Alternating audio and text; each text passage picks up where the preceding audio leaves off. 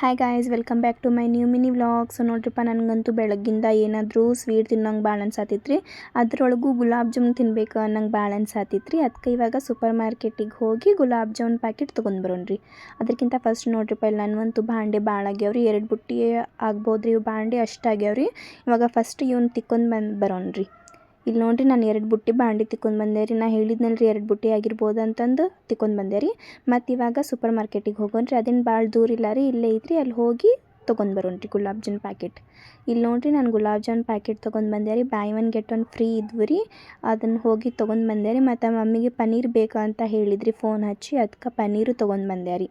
ಮತ್ತು ನಿಮಗೇನಾದರೂ ನಾನು ಮಾಡುವಂಥ ಗುಲಾಬ್ ಜಾಮೂನ್ ರೆಸಿಪಿ ಬೇಕು ಅಂತಂದ್ರೆ ನಾಳೆ ಲಾಂಗ್ ವ್ಲಾಗ್ ಒಳಗೆ ನನ್ನ ರೆಸಿಪಿ ಬರುತ್ತೆ ರೀ, ಗುಲಾಬ್ ಜಾಮೂನ್ ರೆಸಿಪಿ. ನೀವು ಅಲ್ಲಿ ಹೋಗಿ ನೋಡಿ ಸಪೋರ್ಟ್ ಮಾಡಿರಿ.